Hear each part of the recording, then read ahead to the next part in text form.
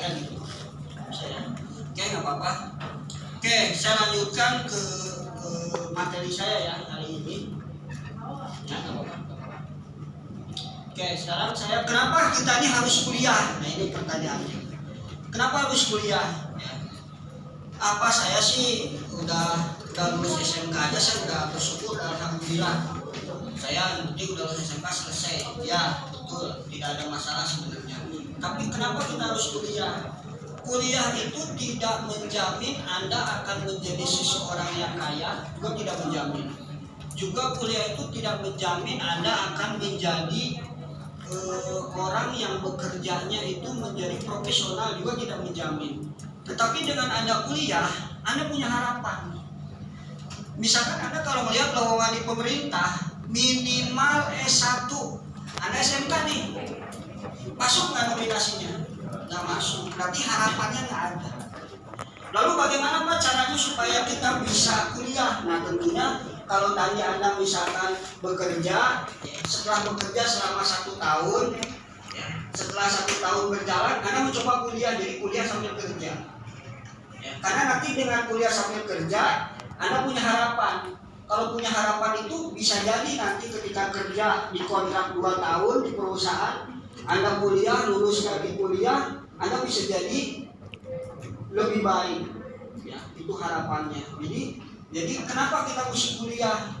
Kuliah itu adalah menjamin Anda menjadi punya harapan banyak. Saya pengen coba ke PNS tapi sambil kerja, nggak apa-apa. Saya sambil kuliah tapi mencoba ke PNS. Kenapa? Ada surat keterangan lagi kuliah, nggak apa-apa. Ketimbang Anda bekerja, udah bekerja aja. Berapa banyak orang-orang yang sekarang kerja di pemerintah pun misalkannya dia dari SMK misalkan kuliah dulu nggak kuliah, kerja aja, golongannya kan nggak naik, menjelang masa tua selesai udah kerjanya begitu. Tapi kalau ada dengan punya kuliah, ya harapan itu menjadi lebih besar, ya kira-kira gitu. Jadi saya memotivasi Anda ini supaya apapun besok pilihannya, mau bekerja tahun depannya Anda ikut kuliah. Atau Pak saya belum dapat kerja nih tahun ini, saran saya kuliah. Nggak susah kok kalau namanya kuliah itu. Menurut saya cuma duduk aja kayak gini, dengerin aja dosen ngomong. Di sini sekolah begitu ya, Anda nggak terasa kan? 3 tahun di sini belajar pergi pagi pulang sore atau siang, tiba-tiba sekarang udah lulus gitu ya. Nah tinggal yang mau dihadapi itu besok adalah dunia dunia pekerjaan gitu ya, kira-kira seperti itu. Nah jadi saya ulangi lagi bahwa kuliah itu adalah memberikan harapan kepada Anda. Jadi Anda besok bisa mimpinya lebih luas ya. Tapi kalau bicara Pak, saudara saya kok S1 nggak kerja-kerja Pak sekarang, itu bukan salah satu faktor. Karena bicara masalah lulus dari sekolah itu atau kuliah itu tidak ada jaminan orang untuk menjadi orang kaya, tetapi ada jaminan Anda memiliki harapan yang lebih jauh. Dengan Anda punya pendidikan S1, Anda bisa ke PNS, Anda bisa jadi pegawai negeri, Anda bisa jadi ke perusahaan, Anda bisa jadi ke profesional, Anda juga bisa jadi ke luar negeri, ya kira-kira seperti itu. Nah itu harapan saya, tolong kalau Anda mulai sekarang mindsetnya diubah. Besok setelah kerja 1 tahun kemudian kuliah. Kalau belum kerja besok ambil aja beasiswa yang gratis. Tanpa syaratnya harus pakai surat keterangan tidak mampu. Dia bukan tidak mampu nggak bisa hidup, tapi tidak mampu biaya kuliah. Jangan sampai salah, kebanyakan orang gengsi ya. Itu kan tidak mampu untuk hidup, bukan tidak mampu hidup, tapi tidak mampu kuliah. Pemerintah sudah menyediakan itu ya. Jadi itu sedang informasi yang besok mungkin bisa Anda realisasikan ya. Kalau nanti misalkan tidak percaya silakan nanti hubungin dengan Pak Beni, diatur semuanya ya bagi yang nanti tidak dapat bekerja atau belum bekerja mau kuliah ya, nanti silakan hubungi Pak Beni. Lalu yang berikutnya adalah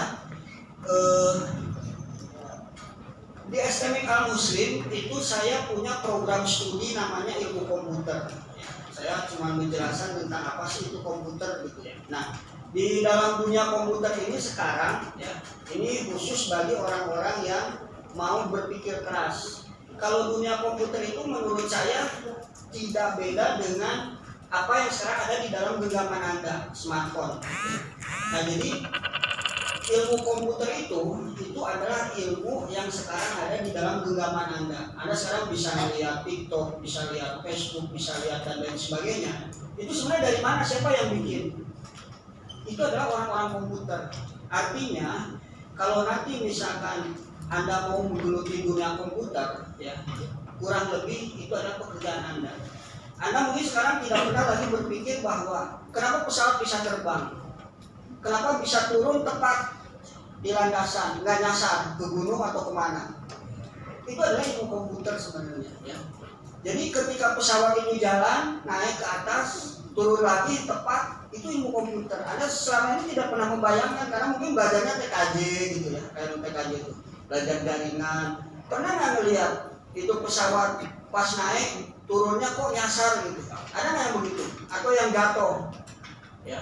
Nah itu sebenarnya ilmu komputer. Artinya ilmu komputer itu akan selalu update.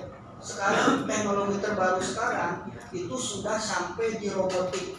Sekarang sudah banyak robot-robot buatan Cina yang menyerupai Anda. Bisa disuruh urut. Anda silakan lihat di YouTube, di Cina itu udah teknologinya sudah canggih. Nah, kalau Anda misalkan nanti belajar tentang ilmu komputer, kira-kira itu yang dipelajari.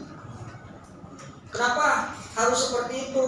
Ya salah satunya kalau saya karena di Islamic Muslim hanya jurusan itu yang ada. Ya, jadi teknologi, ilmu komputer. Ya, nanti belajarnya terkait masalah data science, robotik, bisnis digital, ya, terus termasuk konten kreator. Ya, nah itu kembali kepada apakah Anda hobi atau enggak. Ya saran saya kalau hobi, kalau nggak hobi jangan. Ya, ini hanya membuka wawasan bahwa besok ini kalau seumpamanya Anda kuliah, ya, terus saya ngasih tahu tentang dunia komputer, kira-kira seperti itu. Ya, itu adalah dunia komputer. Ya. Nah lalu berapa kisaran kalau Anda nih nanti